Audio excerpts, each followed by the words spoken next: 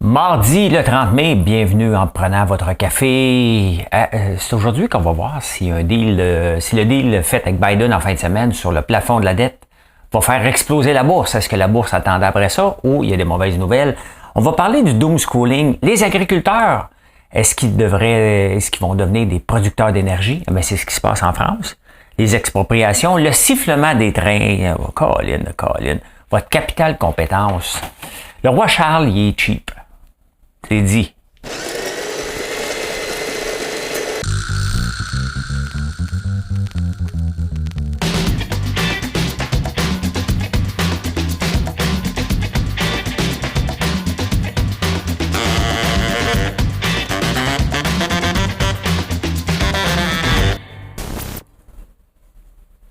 L'énigme du jour ne sera pas tellement compliquée aujourd'hui. C'est plus un pan d'histoire, je vous raconte. Marquez mon temps. C'est quand même une énigme, là. Le 30 mai 1957, on invente quelque chose pour enlever le mal de ventre des menstruations. Donc, ils ont sorti de quoi? Et il y a des dans les effets secondaires, t'auras pas de bébé. Ça a été interdit à certains États en plus et interdit aux célibataires pendant jusqu'en 1961, je pense. Qu'est-ce qui a été inventé? J'en ris, là, mais qu'est-ce qui a été inventé?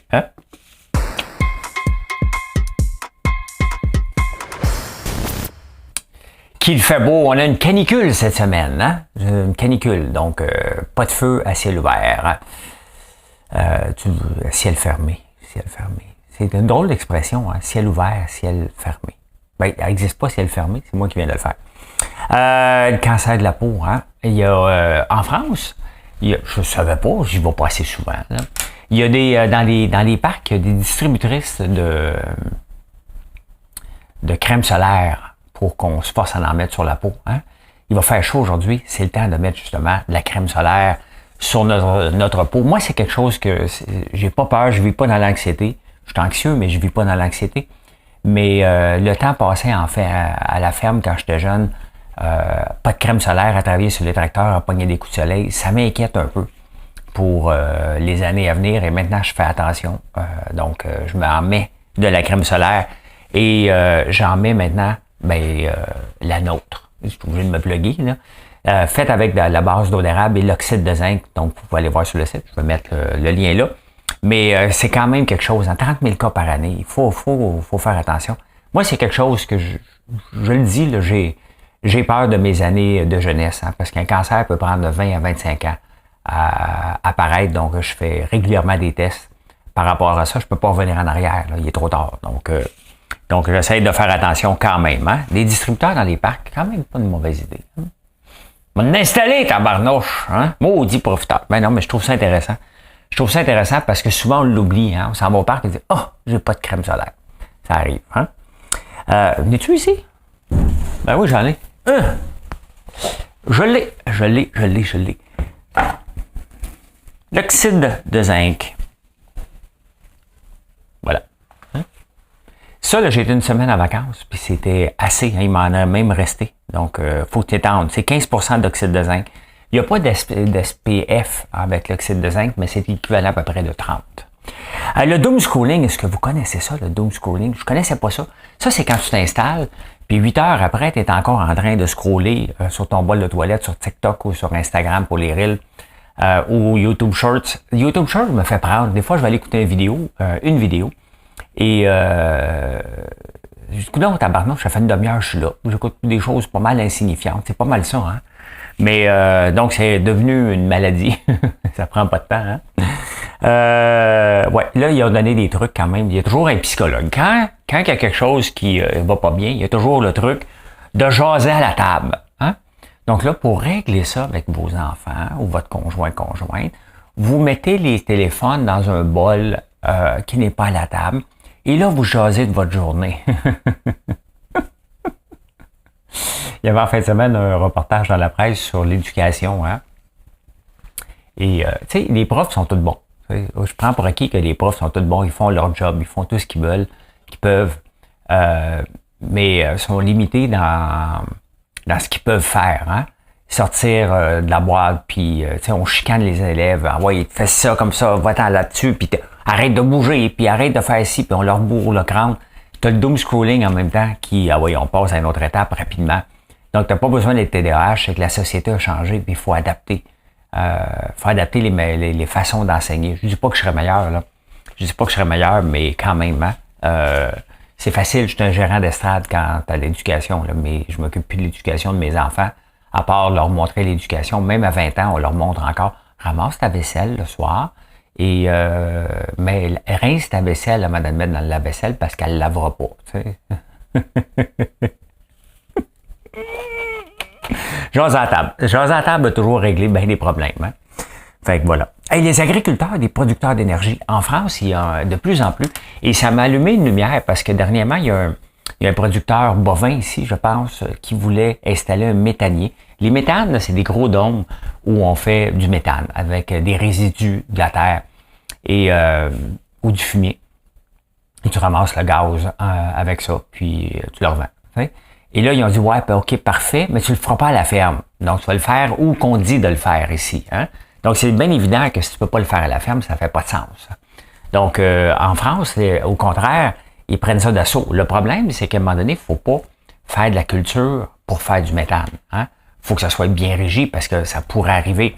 Et peut-être qu'à un moment donné, les agriculteurs, avec des éoliennes au champ, on a déjà des lignes de haute tension qui passent chez nous. Je pense que je pourrais avoir une éolienne ou deux si le vent le permettrait, mais on n'est pas dans des zones venteuses. Et des panneaux solaires hein, sur les toits des bâtisses. On a des grandes bâtisses quand même, ou même des champs qui servent à rien, tout simplement. Donc, on pourrait avoir des abris pour les animaux avec en dessous de ça des panneaux solaires. Donc, il y a un paquet de choses à regarder, mais tu sais, c'est ça, faire de l'agriculture nouvelle et être avant-gardiste, c'est d'aller chercher de nouvelles sources de revenus. Au lieu de dépendre de subventions, on pourrait fournir de l'énergie à l'État parce qu'on a les terrains pour ça. Donc, sincèrement, des fois, quand tu regardes d'autres pays, tu te dis, mais pourquoi qu'on traîne la patte tant que ça? Comment ça se fait que l'UPA, l'Union des producteurs agricoles, n'est pas plus agressive dans ça? Son but est-il de trouver des nouvelles sources de revenus, d'encadrer ou seulement défendre la gestion de l'offre? Il va falloir se poser des questions parce que quand je vois ça, ce qui se passe à l'extérieur, je me dis, comment ça se fait qu'ici, on pousse pas ça? Hein? Des projets pilotes, on parle juste de la gestion de l'offre constamment ici. Donc, intéressant. Hein? Au Québec.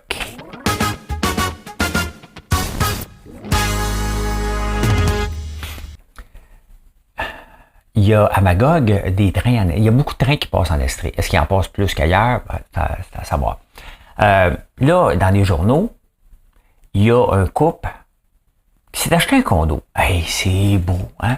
T'as le lac Manfred Magog en avant, les petits cafés alentour, la belle piste cyclable devant. Puis tu dis, oh, que c'est la vie. Puis là, à un moment donné, tu dis, bébé, on va se coucher?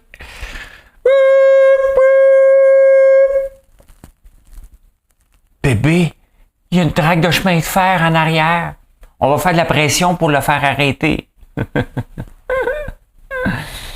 Tu sais, le condo est en construction, là. OK? Tu la vois, la traque de chemin de fer, elle est là depuis 150 ans, là. Tu sais? C'est désagréable, le sifflement de train en pleine nuit, là. Mais c'est une loi fédérale, hein? Qui dit, ben, regarde, quand tu approches un passage à niveau, faut que tu fasses aller jusqu'à 90, 96 décibels. C'est quand même beaucoup élevé, là, des décibels, 96 décibels. Mais c'est ça pour la sécurité. Donc, c'est comme si tu viens t'installer en campagne, puis la journée que j'ai tendu du fumier, tu viens me voir pour me dire, hey, ça serait peut-être pas une bonne idée que tu pendes du fumier, là, calme tes nerfs, là. Donc, tu sais, à un moment donné, tu l'as choisi, la place, là. Tu peux pas faire arrêter des affaires, là. Tu sais, ça me dépasse. Ben oui, ça fait du bruit. Le but, c'est que ça fasse du bruit. Tu as décidé de t'installer là. Tu sais, à un moment donné, c'est parce que on veut, la traque de chemin de fer est proche du lac. Là, on va avoir bénéficié du lac, mais à un moment donné, ça vient avec... Ça devrait pas être là. Elle est dans le cours. Le condo est dans le cours de la traque de train, là. Donc, c'est plate. Mais tu t'es construit là, t'as acheté là. Tu l'as bien vu à un moment donné, là, tu sais. D'ailleurs, regardez, juste à Montréal, juste le fait que le REM est là, juste le bruit, il fait pas de chouchou, lui, là. Juste le bruit, le monde capote. Fait qu'imagine-toi, si c'était pas le bruit, les chouchous qui fait... non, c'est chouchou, c'est le train à vapeur. C'est l'autre bruit que je viens de faire. Là.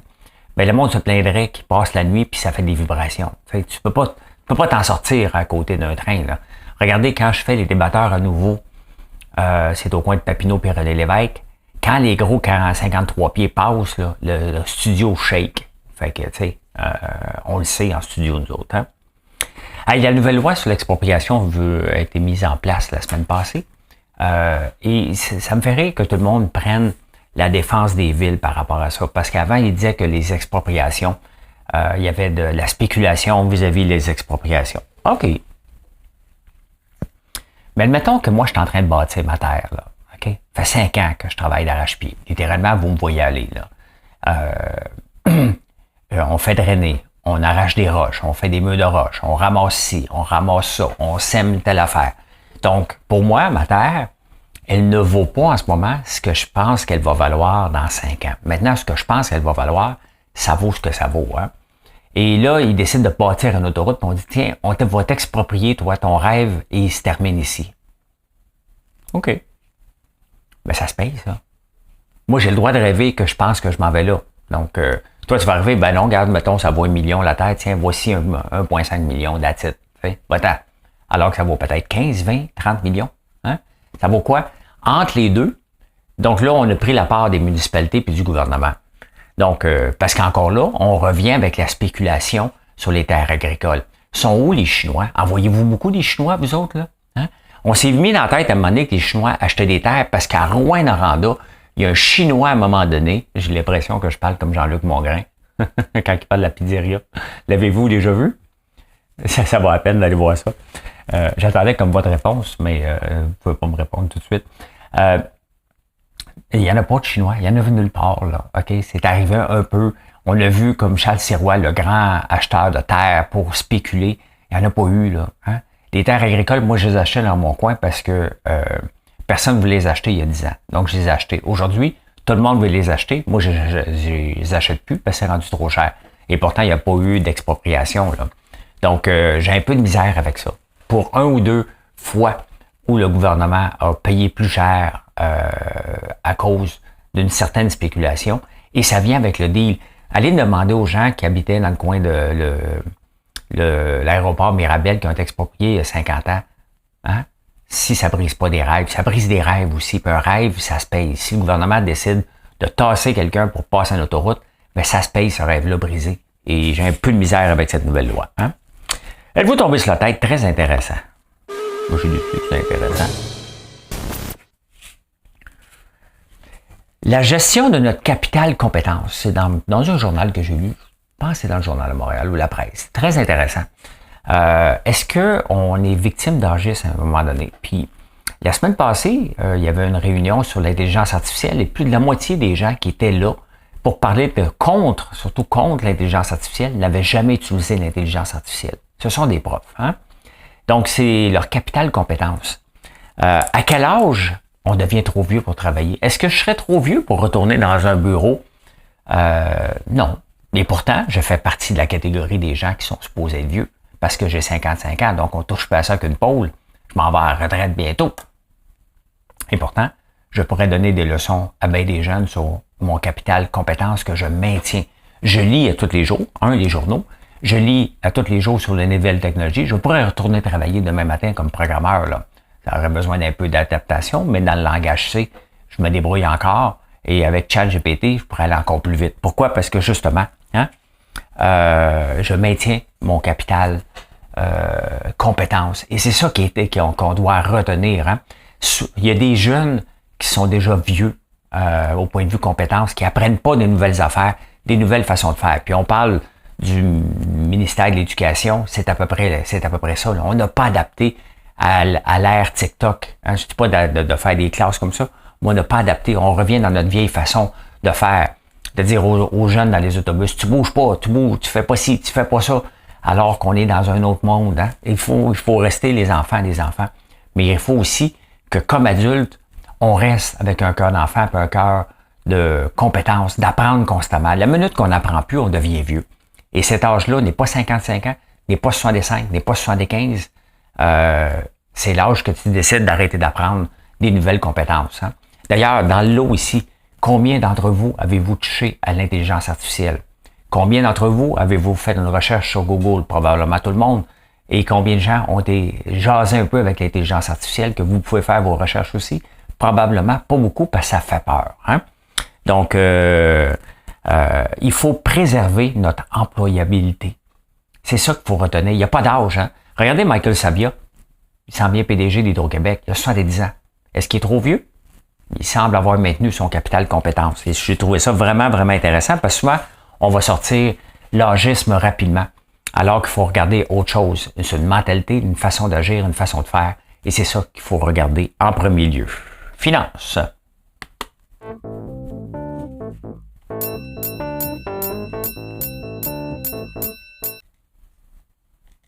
Et mon crayon, Colin, dans les journaux, on ressort ça, le salaire des grands dirigeants. Hein?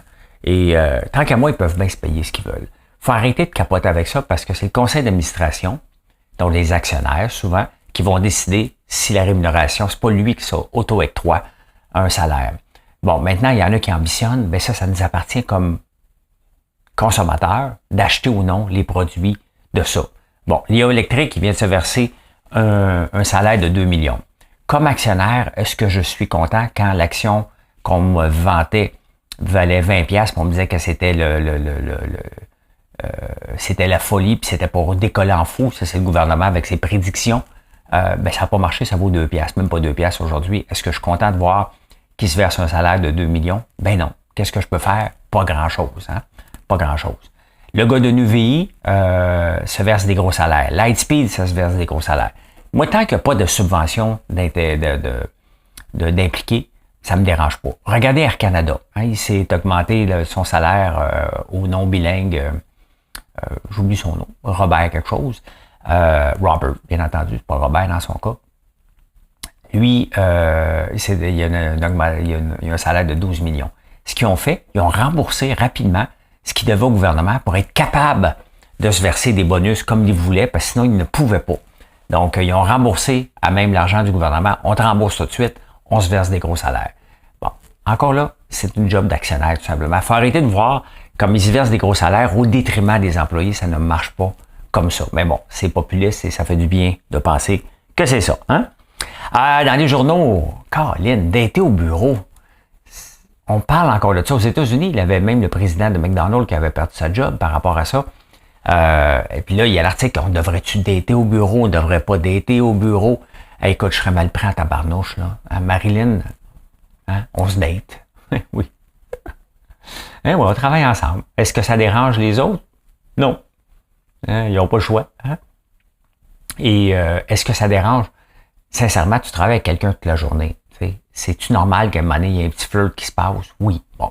Si t'es en couple, c'est ton problème, là. Mais si t'es pas en couple, tu fais rien de mal. On est encore en 2023 de se questionner, est-ce que c'est bien, c'est pas bien? Est-ce qu'on devrait laisser le flirt retenir nos pulsions? Ben, il y a des articles de journaux encore en 2023 là-dessus. Il y a même des entreprises qui font des règles par rapport à ça. Non, c'est interdit. Puis le subalterne, qu'est-ce que les employés? Parce qu'on est encore dans l'étape de subalterne puis de col blanc alors qu'on est en train de les faire sauter toute la gang pour avoir un lean entrepreneur. Donc, il faut arrêter de capoter avec le dating au bureau. Hein. Hey, la bière de microbrasserie, c'est drôle qu'il en parle aujourd'hui, en perte de vitesse.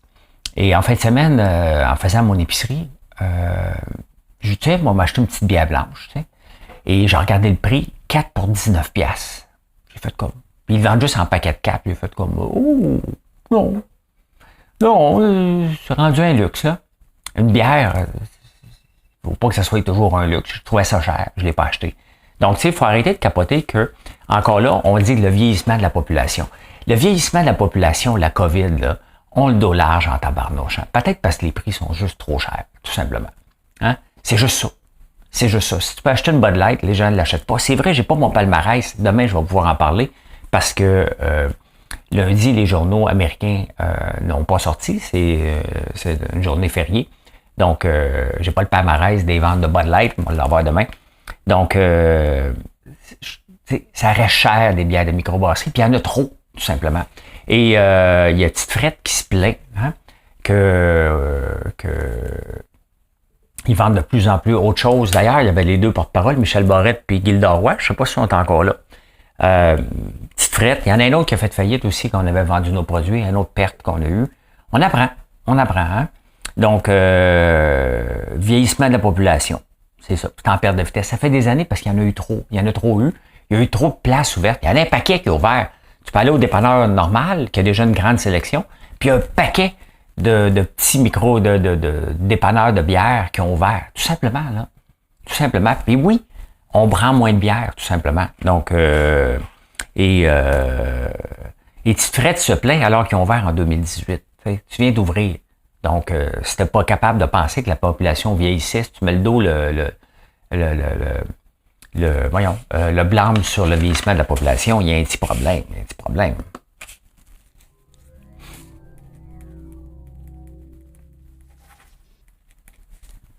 Quand c'est trop cher, les petits vieux, on sait compter. On y va pas. Il est rendu à 250 bateaux endommagés par les orques dans le canal de Gibraltar. Ils en ont fait couler 3. Et là, ils disent pour se protéger, de mettre des sacs de sable alentour du bateau, parce que là, c'est sérieux, ils les attaquent. Hein. Il y en a une qui est en maudit, puis elle a entraîné les autres orques à attaquer les bateaux, parce qu'elle s'était fait frapper par un bateau, puis elle a dit « Oh, ouais, hein? » Fait qu'il est rendu à 250 bateaux. Moi, j'ai pas peur en mer, tu sais. Mais mettons que j'ai dans un petit voilier, puis ça brasse un peu, puis là, tu te fais attaquer par des orques, tu fais comme « hein? Fais-toi là-bas! » Hein? Tu cries un petit peu, hein? Ben, on s'en balance, ben elle est plus forte que toi. Ça fait que, voilà, hein? Hey, le roi Charles, on s'habitue mal à le dire, hein, le roi. Moi, je l'appelle encore le prince Charles. Il est cheapo. Il y a une piscine au Buckingham Palace, puis il a décidé de baisser la température. Donc, il a dit, c'est assez, ça coûte trop cher, on va baisser la température. Et ça me fait penser, à un moment donné, j'étais dans une famille où le grand-père était ultra riche, mais ultra riche, avec un beau domaine en Floride, un immense domaine. Et à toutes les fois qu'on venait pour se baigner là, la piscine était frette parce que ça coûtait trop cher à chauffer. Hey! C'était moyen d'avoir une piscine, chauffe-la donc, tabarnouche. Sinon, ferme-la ta piscine. Hein? D'ailleurs, il faut que je la fasse ouvrir, ma piscine. Il est venu, mais il n'a pas terminé sa job. Si je veux me baigner dedans cet été, il faut que je l'allume. Donc, non, c'était moyen d'avoir une piscine, t'as chauffe, qu'elle soit agréable pour tout le monde, point final. T'sais. Point final. Donc, le roi est cheap. Hein? Hey, la guerre la plus courte. Combien de temps vous pensez qu'elle a duré, cette guerre-là? Je vous présentais où? C'est la guerre de, regardez, Zanzibar. C'est, on va grossir ça, c'est en Afrique de l'Ouest. Donc, aux côtés de la Tanzanie. C'est pas là que le mont Kilimandjaro, je pense, ou en tout cas, c'est là qu'on va faire souvent des safaris en Tanzanie. Bien, juste ici, Zanzibar, c'est une petite île dans l'océan Indien. En 1896, ça a duré 38 minutes. L'Angleterre, il avait donné un ultimatum de changer quelque chose. Ils ont dit non. Boum! OK! Hein? Ça n'a pas duré longtemps. 38 minutes, c'est la guerre la plus courte. Tant mieux. Hein? C'est bien mieux d'avoir c'est mieux de ne pas avoir de guerre, mais si t'en as une, tout aussi bien qu'elle soit le plus courte possible que d'avoir le supplice de la goutte d'eau de l'Ukraine et de la Russie. Hein? L'énigme. Mesdames et messieurs, 2ELGBTQI+, voici l'énigme du jour. Le 30 mai 1957, c'est l'invention et la commercialisation, surtout, de la pilule anti-bébé. Oui, c'est ça, c'est inventé pour les maux de ventre menstruels au tout début. Hein? Parce qu'il y a des femmes, il y a des femmes qui ont vraiment des maux de ventre épouvantables. Et il y avait un des effets secondaires qui était marqué sur la petite boîte. Ça se peut que tu n'aies pas de bébé pendant ce temps-là. Fait que c'est devenu la folie. Hein? Les gens ont commencé à prendre la pilule contraceptive, cette pilule-là, qui s'est voulue contraceptive, et il fallait montrer que tu étais en couple pour prendre ça, parce que tu n'avais pas le droit de prendre ça comme moyen si tu étais célibataire pour te protéger d'avoir des bébés. Donc, il fallait que tu montres que tu sois en couple pour le prendre au tout début. Quand même intéressant, hein? Ça fait pas si longtemps que ça, mais c'est ça pareil. Hein? Eh bien, je peux dire ceci. Mission accomplished. Ben, merci beaucoup, les amis, d'être là. Ah, le crayon marche plus. Maudit cheap. Encore un autre crayon acheté. On va aller travailler pour une entreprise, on va pouvoir les voler. Ben oui, c'est comme ça. Donc, voilà. Hein? Passez une belle journée. Merci d'être là. Venez nous voir sur françoislambert.one. La semaine passée, la guimauverie a vu le jour. Donc, chaque semaine, on va vous sortir une nouvelle guimauve à l'inspiration de mon cerveau et de notre chocolatière qui s'en occupe, Kayla. Donc, voilà. Bonne journée.